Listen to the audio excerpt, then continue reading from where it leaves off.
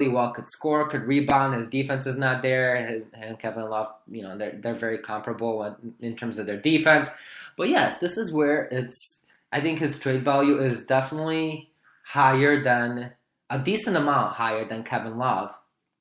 So I think he may be worthy of a fairly high first round pick and a very nice young player. I think an ideal fit here would be Portland, and I think Portland has the assets. I mean, they have Zach Collins to throw into a deal. They have Anthony Simons, who's a player with a decent amount of potential, hasn't gotten a lot of playing time in Portland, and they have their future first round picks. I think this would be one that would make a lot of sense. He could stretch the floor playing alongside Nurkic, which would be good for them because Nurkic doesn't really stretch the floor as well as he's been playing. He would fit well alongside Damian Lillard and CJ McCollum. So, but who's the salary in this deal?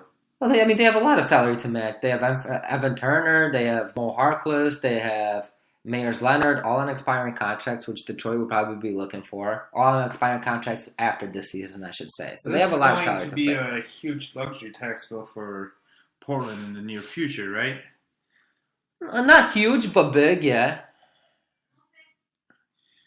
Yeah, I mean, I don't necessarily hate the fit. I mean, it's something that if you don't want our next player is going to be Damian Lillard, I'll just give it away. If you don't want Damian Lillard to leave, this would be something that you have to do, regardless of the luxury tax bill at that point.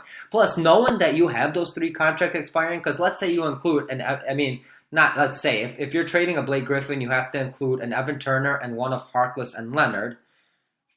That's fine. You include those 2 players. And then you still have the comfort of knowing that after next season, after the 2019-20 season, the player you kept, whether it's Harkless or whether it's Leonard, his contract will expire too, and now you're just paying just a little less. And Nurkic is on a solid deal, so really yes. And with the rising salary cap, yeah, the luxury tax problem would be there, but I think it's going to be there regardless. So I don't think that would be something that would necessarily be a deterrent in this deal. I don't think that would turn off Portland in this deal.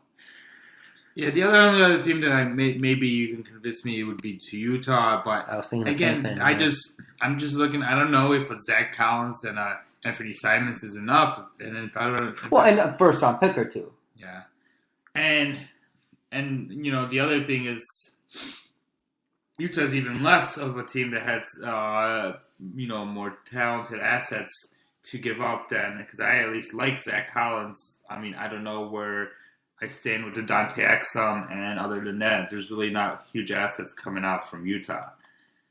Yeah, I'm sure Oklahoma would love to have him, but again, the assets there are not ideal.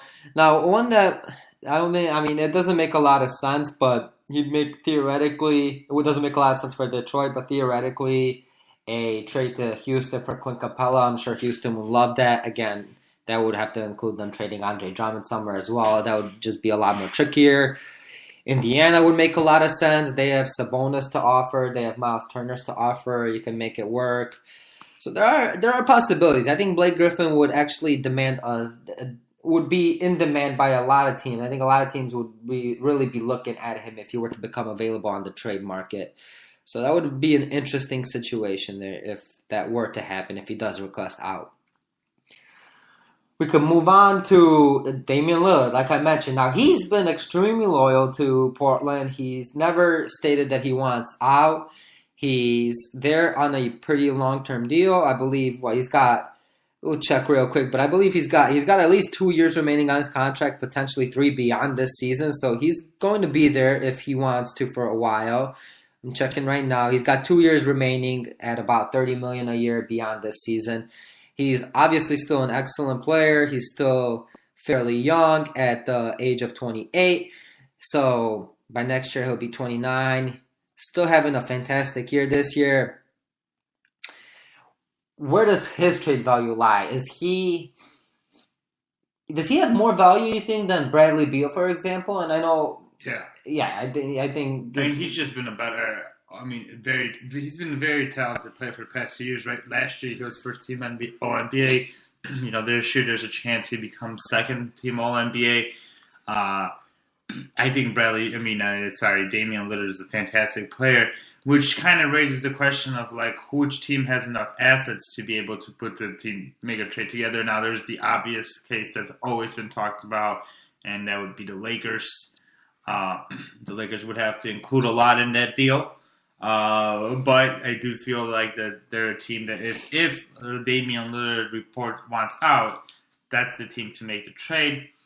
There's also an argument maybe to be made that if Kyrie doesn't resign, the Boston Celtics can put together a deal for Damian Lillard. They can, they could include a few of those picks, Jaylen Brown and Marcus Smart, and, team up Damian Lillard with Jason Tatum and Al Horford and see what happens from there. Do you have any other options, or do you discuss? I think Denver would be a good fit over here, and I think Denver would be much more willing to part with Jamal Murray in return for Damian Lillard than Bradley Beal.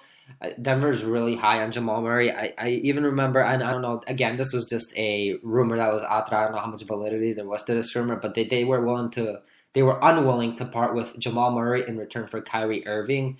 I think that's not necessarily true, but that was what I heard. I remember a source saying that. I can't remember who it was. But, yeah, Denver I think would be a good fit. I think Indiana would be a good fit. Now, again, we're just looking at teams here who may need a point guard. And that's what makes it a little tougher, that he's a point guard and he is not – point guards are not necessarily in demand around the league as much as shooting guards are. Now, he could play shooting guard too, but that would maybe lower his trade value just a little bit. But Denver, Indiana, I think would be a great fit. And unless Indiana's willing to give up Oladipo, I don't think there's a trade to be made there. Yeah, you're right. I think it'd be more Miles Turner, Domantas Sabonis, that's first round pick, Aaron Holiday. Well, it's not. But if you request a trade, yeah, at that point it becomes just a little closer to enough. And if you're willing to part with a few first round picks, again, it's a players' league now, so players control the league at this point. I think, at least for the next few seasons, players are in control. And when a player requests a trade out, his trade value gets lowered. Teams may be much more willing to lowball. I mean, you never think that teams will be lowballing, but I think somebody else would put a better deal out there for Dame Lillard. Miles Turner is a great player. If you offer Miles Turner and Sabonis in a package, which I don't think they would do, but if you offer Miles Turner, Aaron Holiday, and a couple of first-round picks, all of a sudden you have a real good trade package there.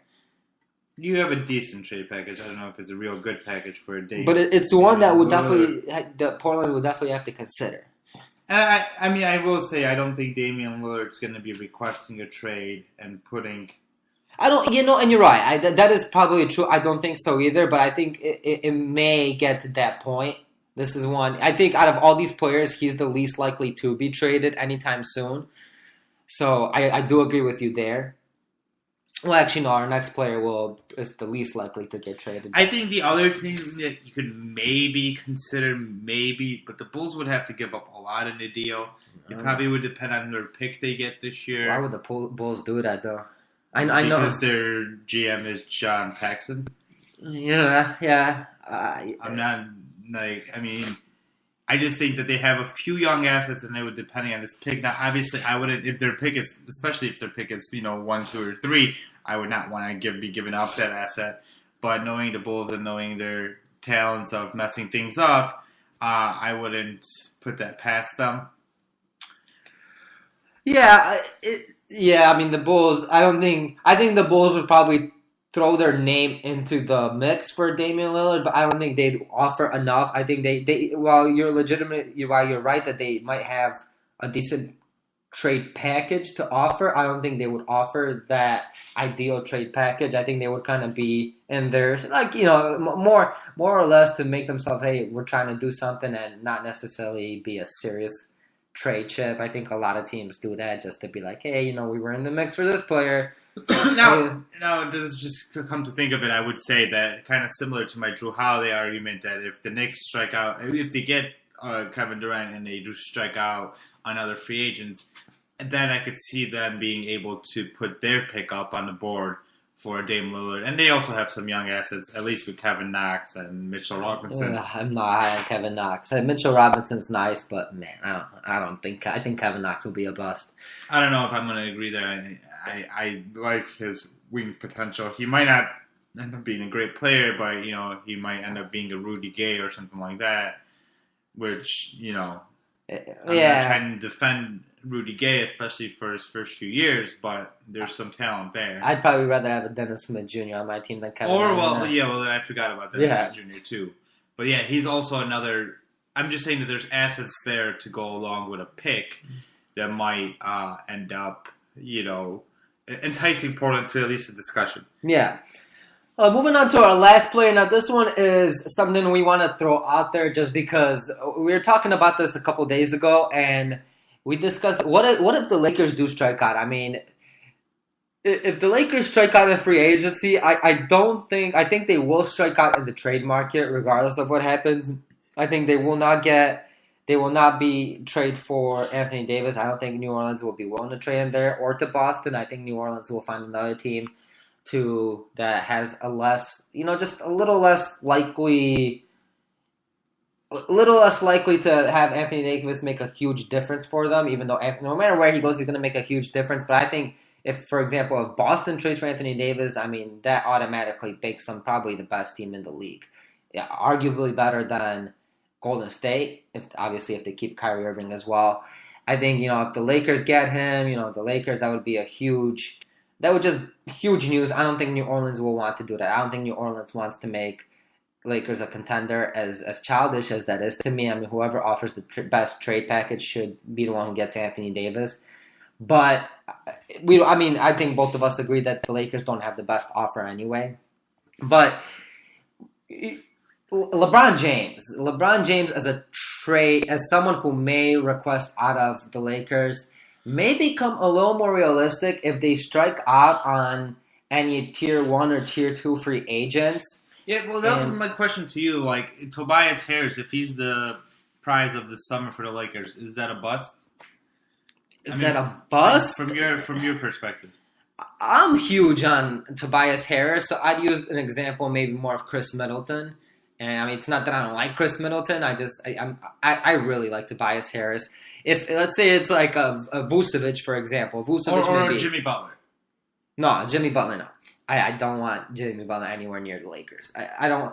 I mean, it's an option. Then yeah, I mean, Jimmy Butler would be a bust to me. Yes. Okay, and not that I don't like him as a player. I think at his age, his injury history, and his attitude, all as a combination, to be adding to a team on a long-term deal, no.